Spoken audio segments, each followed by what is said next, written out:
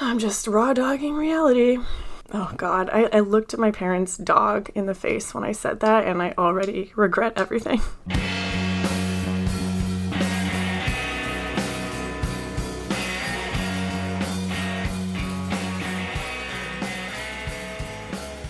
Hello, and welcome to another episode of Pickles and Vodka, the mental health podcast, where I, Christina, just talk about my anxiety, unhinged, for hours.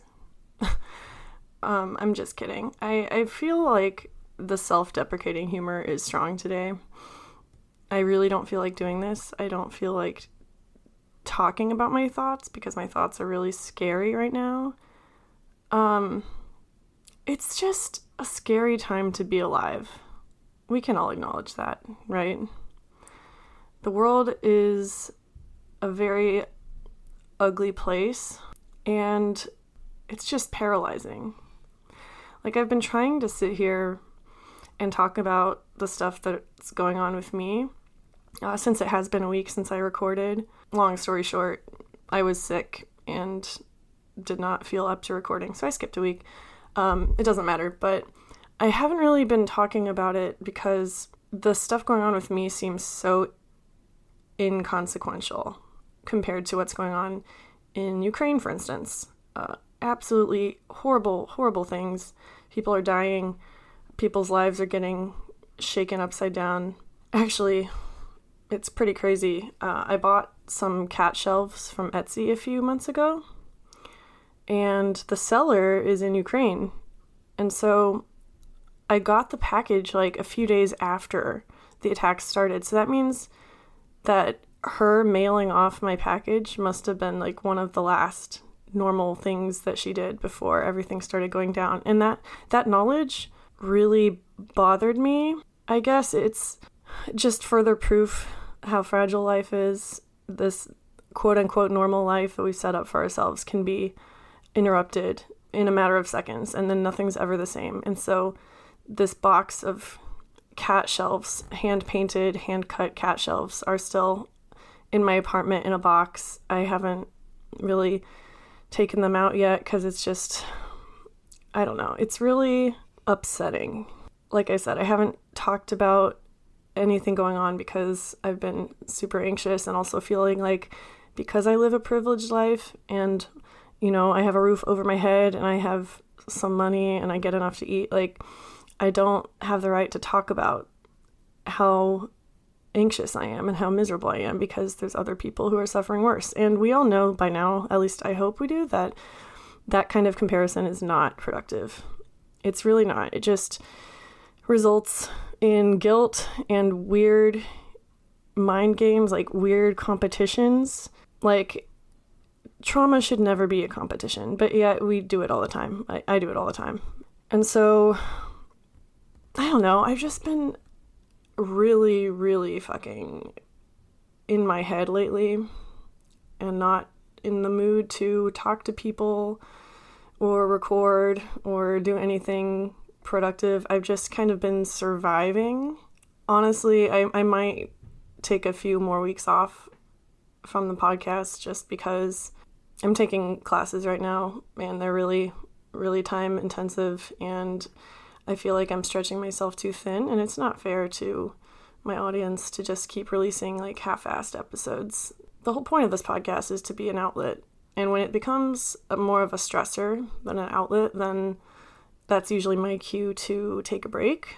But I don't want to take a break. That's the thing. I love this podcast. I have a lot of big dreams for it, but right now I think I just need to recognize that the dreams can wait. My mental health is most important right now, and right now I'm not doing very well. I've said before that I've never been diagnosed with anxiety, like as a primary diagnosis. I have been diagnosed with anxiety as a comorbidity to other things. Like, it's kind of been a symptom of other things. But I don't think I've ever felt this much anxiety in my life. And I know I'm not alone. The world is a very anxious place right now. I thought I would be past this point by now where I'm afraid of my emotions. Like, I'm almost 30, and I've been dealing with these feelings for a long time. And so when I find myself debilitated by my emotions, it always comes across as a surprise, and I feel like I can't talk about it. And if I do talk about it, there has to be some capital R reason for the anxiety, or I don't deserve to feel it, if that makes sense. Like, I don't know, I have a lot of health problems right now, and I don't have insurance, and I don't have a vehicle, and I have a lot of bills, and this is all very normal stuff to be anxious about. Unfortunately, especially now, a lot of people are without a lot of things, and I still feel like talking about it is betraying other people who have quote-unquote worse problems. That sounded bad. There are really worse problems than what I have. I know that I'm lucky. I'm very fortunate. I'm with people who love me. I have an amazing partner, amazing cats. My basic needs are met. But with that said, I thought I would be in a place right now where I would be able to focus on my goals and dreams and go beyond meeting my basic needs. And so the fact that I'm still struggling to meet basic needs is kind of discouraging to me. So at the same time that I feel like I'm anxious and I have to talk about it, I also feel like I can't talk about it, and I'm worried that all these feelings are somehow going to accumulate in me until I explode. And then, I'll have a breakdown or what have you. I worry that when I die, all my feelings will have nowhere to go. And that's kind of why I started this podcast, to be honest. Back in 2018, I was kind of going through a similar situation where my world was crumbling around me and I just didn't have anywhere to go with the feelings. So, I don't know. I just don't know what is going to happen. No one does. But in terms of the podcast, it's just really hard right now. But that's the thing. The whole point of this podcast is about telling your story and talking about your feelings despite your recovery status or diagnosis. I'm not a self-help podcast. It was never my intention to talk about recovery or anything like that. Just talking about what people are going through in the moment is so valuable. And that's what we need. That's what I still need even now. I still censor myself and take weeks off because I just don't want to bum anyone out. But I don't know, that's not the point. Like, even if no one listens to this, it's still healing for me to talk about it, and it's an exercise in perfectionism, because all I want to do right now is start over the recording and record a take where I sound a little better or are more concise. But that's not the fucking point. The point is just to be open and honest and vulnerable and raw. So that's what I'm trying to do. So if you're still with me, thank you. I know this intro has been really kind of a bummer, but life is kind of a bummer right now, and I need distractions. And so I thought I would convince myself to record this by making this episode like an anxiety palate cleanser. Over the weekend, I had people send in questions on my Instagram stories that they wanted to know about me, and that was pretty fun, and it was a good distraction from the doom and gloom of the world. So I'm going to be answering some of those in this episode. I already answered some of them in my stories, but I thought it would be fun. And then I don't have a journal entry this week, but I did find some writings that I did a year ago at the beginning of recovery. And one in particular, I wanted to read you all because it's still relevant. So yeah, I'm gonna go grab some water because your girl needs to hydrate, and then when I get back, I will go into the question and answers. Okay, so some of these questions that I got on Instagram, I'm not gonna read on the podcast because A, I already answered them in the stories, and B, they're really short questions, like what's your favorite sandwich? Have you seen any good TV shows lately? That kind of thing. Those are basically like one-word answers, so I'm not going to read those. But I did want to go into some of the questions that have to do with parts of my personality that maybe you all don't really know about, in an attempt to entertain and also distract from the general doom and gloom of the world. So I'm going to read those real quick. Starting off the questions, my friend Teddy says, if you could travel anywhere and money wasn't an issue, where would you go? So the smartass answer that I gave on Instagram was the world's fanciest psych ward, because I'm not going to lie, it's kind of nice to be in the psych ward. You don't have to worry about anything except for yourself. You don't have responsibilities. All you have to do is basically process your feelings and take meds and eat food. And I kind of miss it. I would be lying if I said I didn't. And it is really expensive to get mental health treatment. I hate that that's the case, but that's reality. So if I could travel anywhere, money wasn't an issue, I would either go to a really fancy like psych ward, or I would probably go to like fucking New Zealand or something. Speaking of which, my friend Sid asked me, can you still speak/write Elvish? So if you all don't know this about me, I am a huge nerd. When the Lord of the Rings trilogy came out, I was beyond obsessed. I had read the books when I was 9, and the movies were just like the coolest things I had ever seen in my life. Everything about it, the music, the characters, the cinematography. I actually wrote Lord of the Rings fan fiction for a good while, and I would play like Lord of the Rings role-playing games with strangers online. I have one listener, Dexter. My parents' dog just walked in. Hold on. He can be in here, but the door has to be closed. Where was I going? Lord of the Rings. Oh yeah, I have a listener named Martha who I actually met on a Lord of the Rings chat room, like in 2003. Shout out to Martha if you're listening to this. I love you so much. But anyway, I was going through a box of my old stuff because I am at my parents' house, like I said, and they have a giant memory box with all my like mementos and stuff from the past, and I found this Elvish English glossary. I had printed it from a GeoCities website, and I would literally carry this around and translate things into Elvish. It's so nerdy, but like that was my life. And so to answer your question, Sid, I don't read and write Elvish anymore, but I still have the glossary should I decide to get back into that world.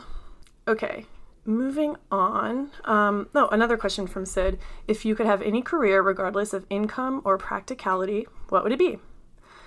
So I've never really had a dream job. I have a lot of random skills that kind of lend themselves to my everyday life and to my various jobs over the years, but I've never really had a job that I was like, this is what I want to do with my life. But with that said, lately I've really been thinking about becoming an art therapist.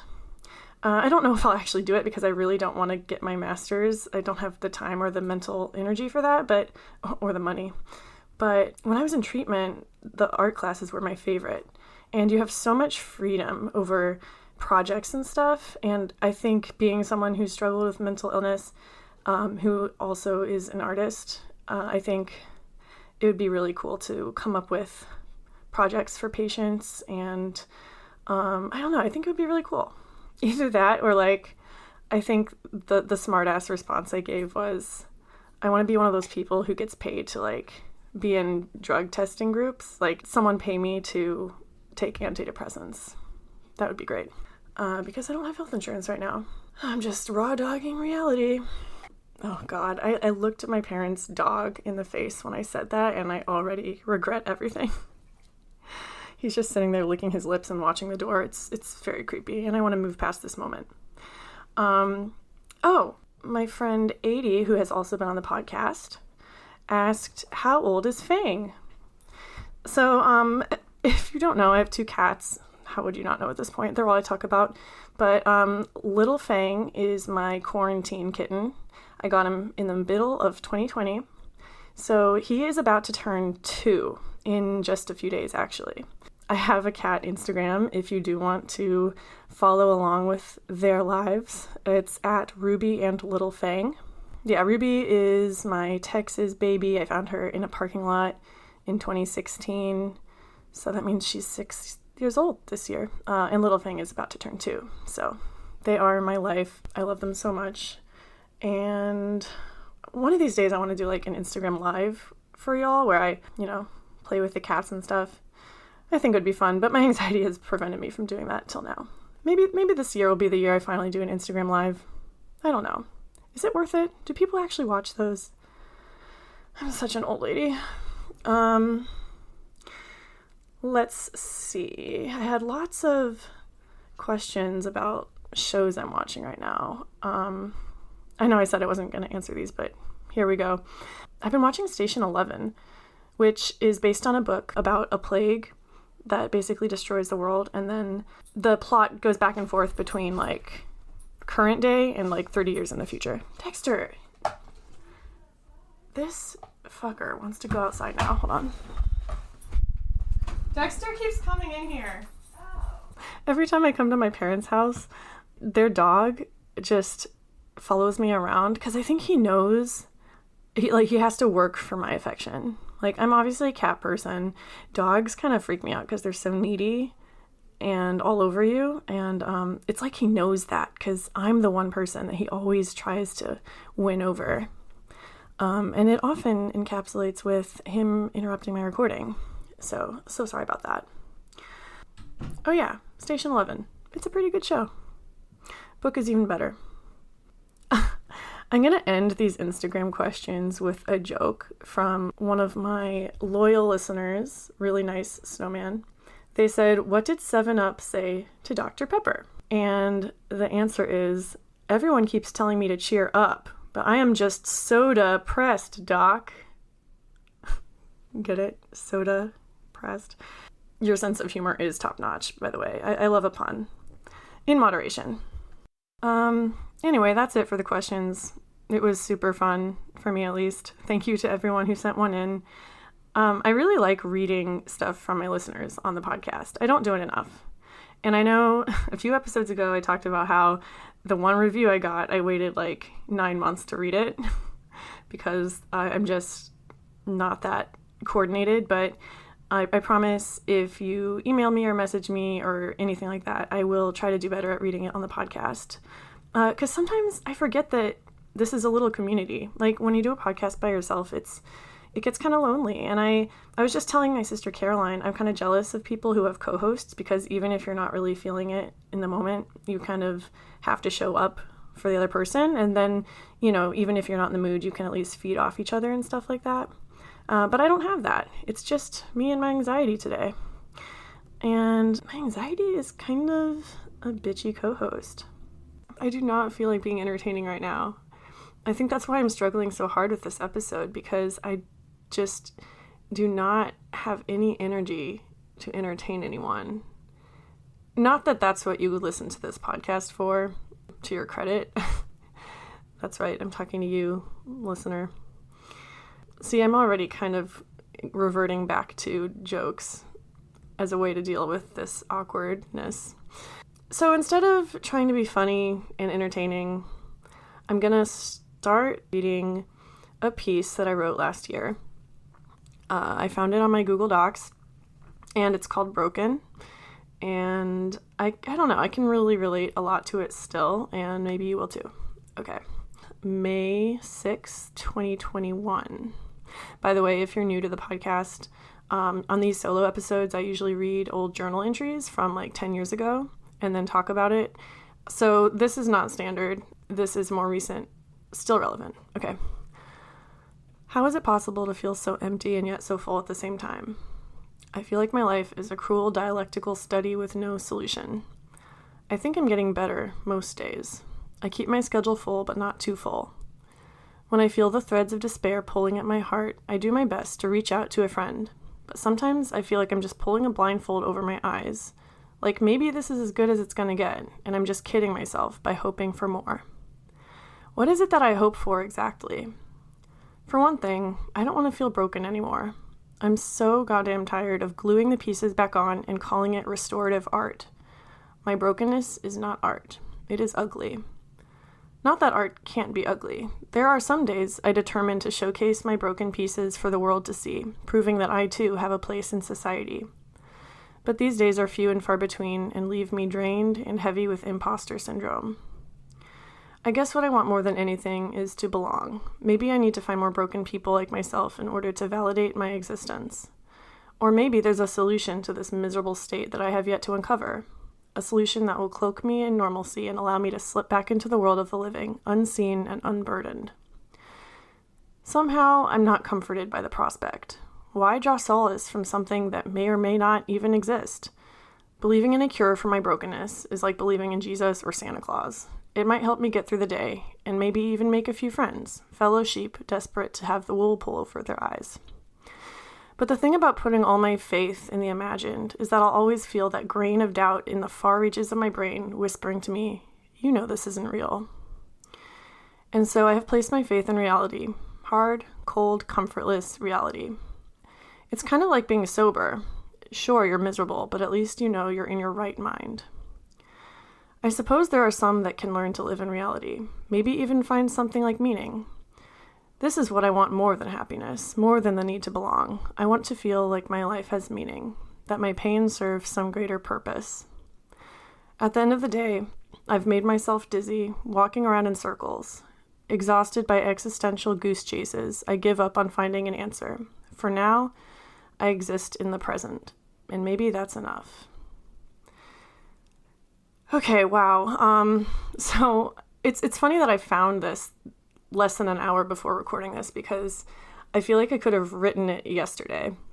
I think it's kind of interesting that, I don't know, I look at reality like it's this bad thing, like it's always going to be uncomfortable and scary, and that if I do live in reality, then I'm just never going to be as happy as I was when I was living in a fairyland. I don't know. The thing about growing up the way I did in a super fundamentalist Christian background is that my whole life I was taught what was real and that normal people just didn't understand, and that I had to have faith, and that if I had faith, I could conquer the bad feelings and be a good person, and I would be rewarded for it.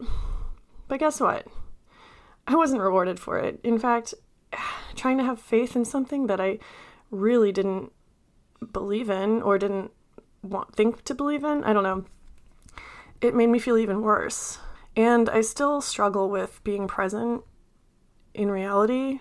I mean, as anyone with mental illness can confirm, it's hard to leave your brain sometimes. Like, your brain is the place that you feel trapped in, but it's also a place of solace.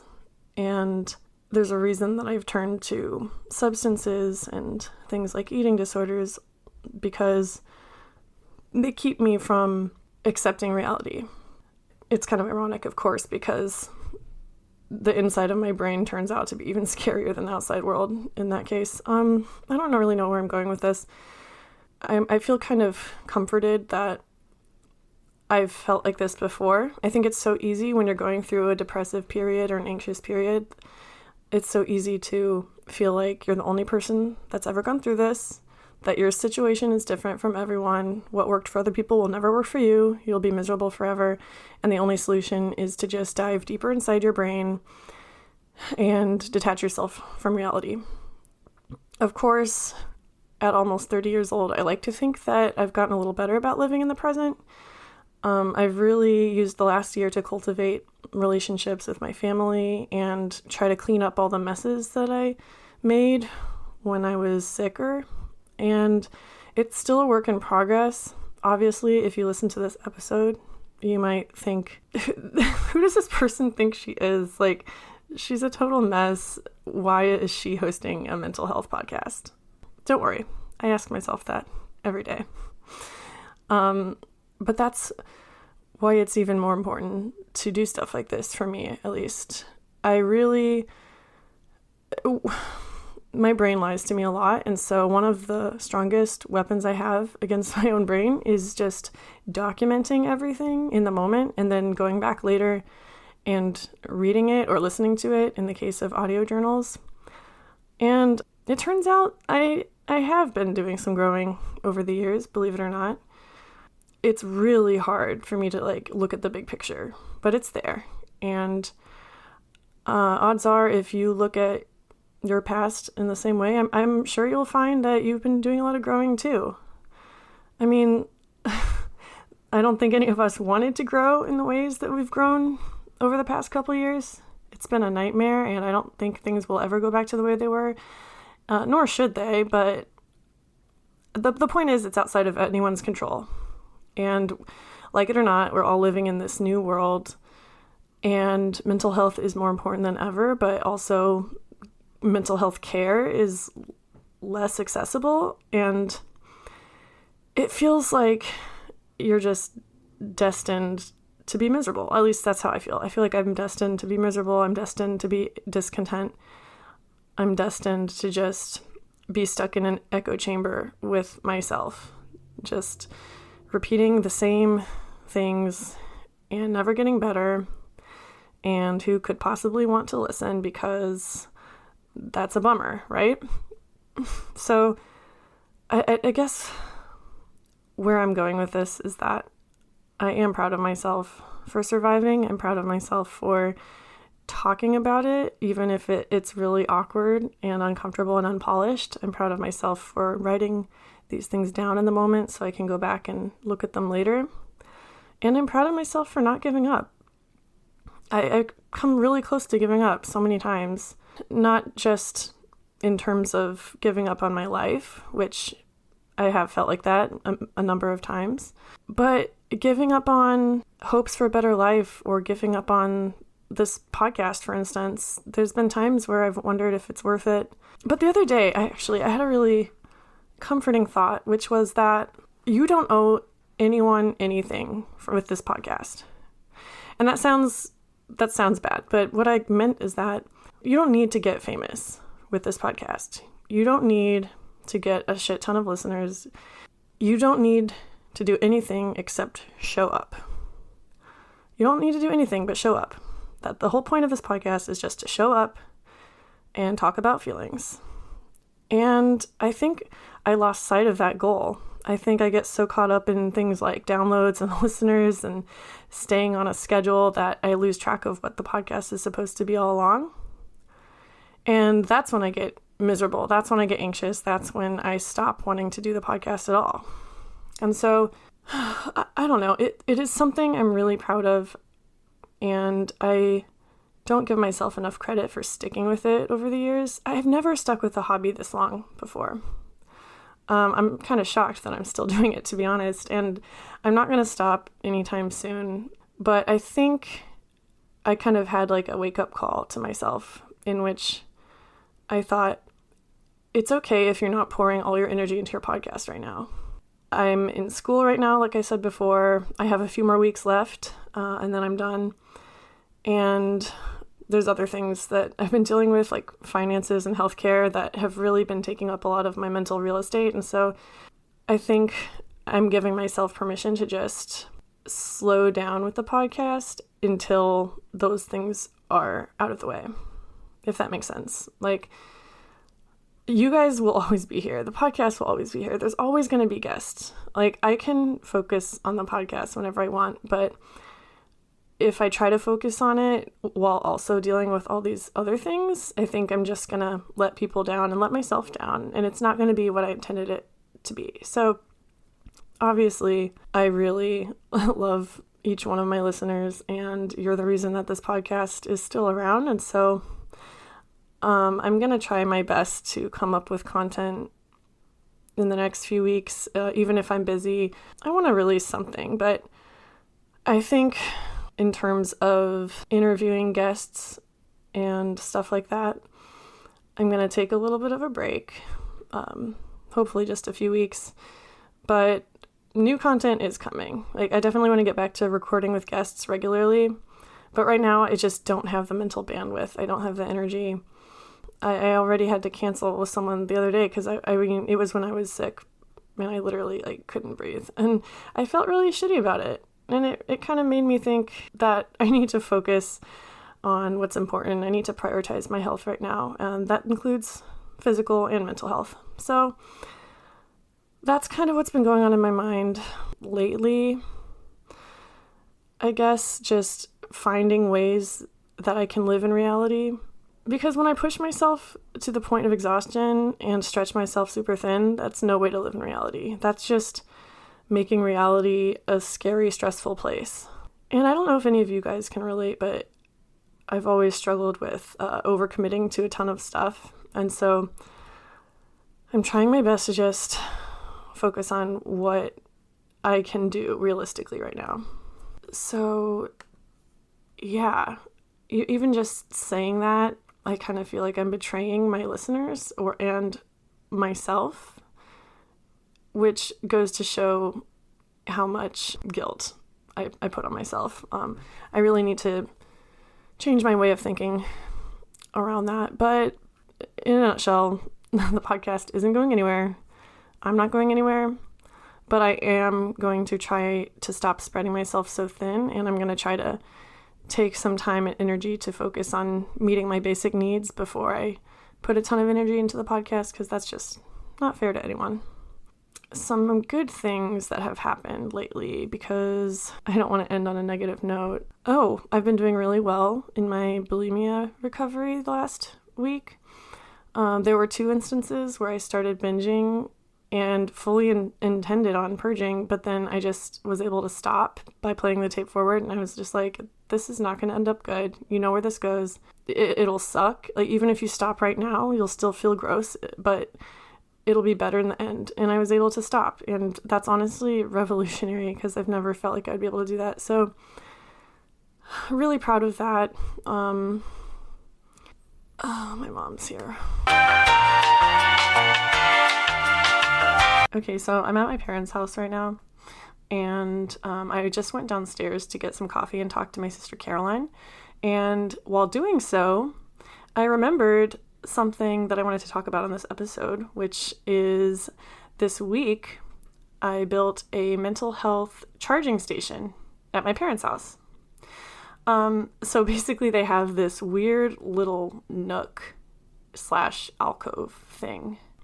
They have like a staircase, and then the middle part of the stairs, there's this little nook that you can climb up and look out the window, but it's not really, it's like the size of a closet. It's very hard to explain. I'll post pictures, but basically there was nothing in this space, and I was like, wouldn't it be cool if we used it as like a mental health charging station? Like, you could get in there and sit for a while in peace and just relax and charge your phone. Because my family is huge, and when we get together, it can be overwhelming sometimes. And so I wanted to transform this little space into a place where you could decompress. And so my mom gave me a budget of $100 and basically gave me free reign to do whatever I wanted with it. And so I got a little bookshelf, I got a cute chair and some twinkle lights and candles, and put some drawing supplies up there, some books, just trying to transform it into this cute little space. And it turned out really good. I'm really proud of it. I'll post a picture when I'm done with this episode. But I wanted to ask y'all if you had done anything similar during this time in your life. Like, what do you have in your life that serves as a sanctuary? Because we need them more than ever right now. So I don't know what the point of that was, but I just wanted to brag about it and also see what y'all were up to, because we need safe spaces now more than ever.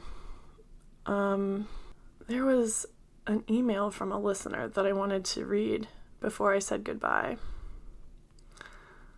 Let's see. Oh my God, as I was recording that, my phone started blowing up, and it's Caroline sending me a ton of memes. I guess I told her I was feeling like insecure about this episode and that I wanted like a palate cleanser. And so she's been sending me memes this whole entire time I've been recording this. And I wish that you could see the pictures because it's not the same without them. But, oh my God. Have you guys seen that TikTok about fish suffering from depression just like humans? I'm gonna play it into the microphone. It's so fucking funny. Yeah, man, I understand. Jeff, you good, Jeff? I don't feel like swimming no more, man. Hey, man, don't be thinking like that, man. We have to swim, bro. We fish. That's what we on this earth for. We roam this ocean. We take pride in that, man. You can't be thinking like that, man. You can't, man. You can't. Man, I just don't see it like that, bro. What are we doing with our lives, Timothy? What are we doing just swimming around the ocean, man? There's nothing beneficial about that at all. We have a gift.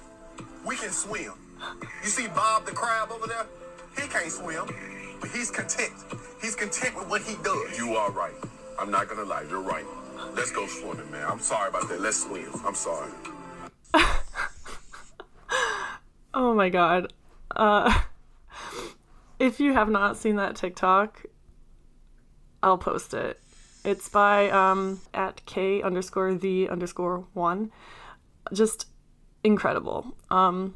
There's nothing like a good TikTok to make light of your insecurities and just help you laugh at yourself, you know? She's just sent me one that says, "How do you say I miss you without sounding desperate? I miss you if you want." Yeah, I don't know how to follow that, but if you have any fun TikToks or memes, send them my way because I really need them right now. God, this episode feels like such a wash. Would you rather have no episode or an episode that's all over the place and pointless? Seriously. I don't know. I think I worry about this stuff too much. Like, it's my podcast. No one fucking cares.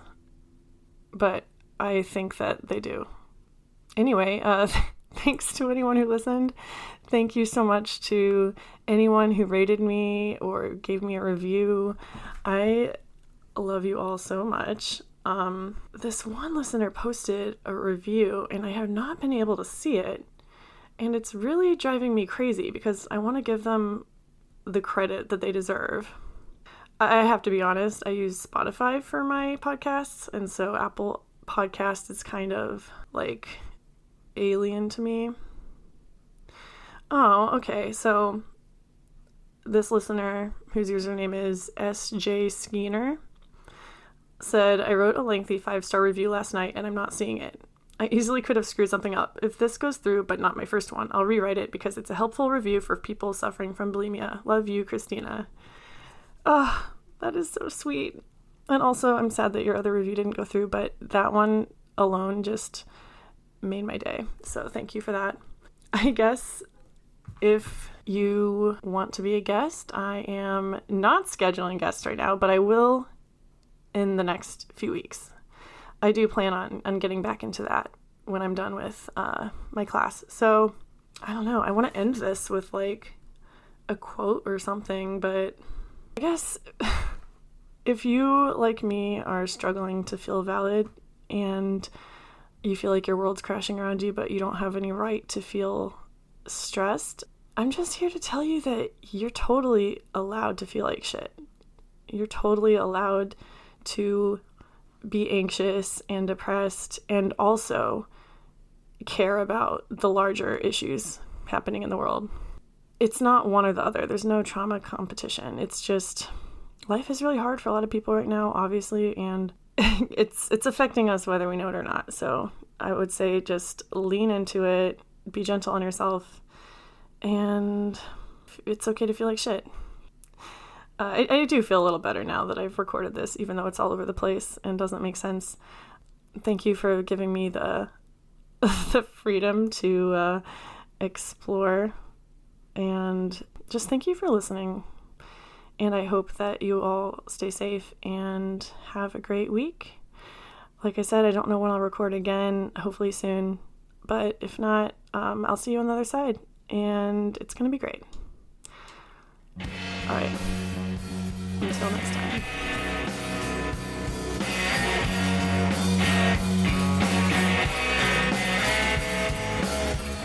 Hello friends, it's Christina again.